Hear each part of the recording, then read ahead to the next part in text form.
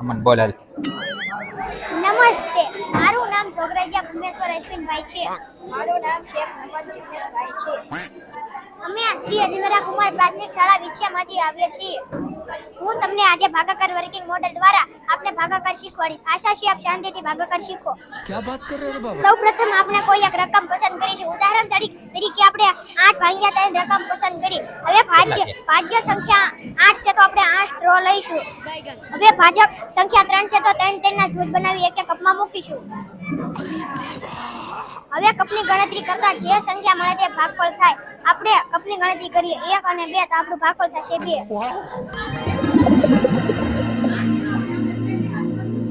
અને જેટલી સ્ટ્રો વચ્ચે તે શેષ થાય છે. अच्छा 2 મળશે શેષ.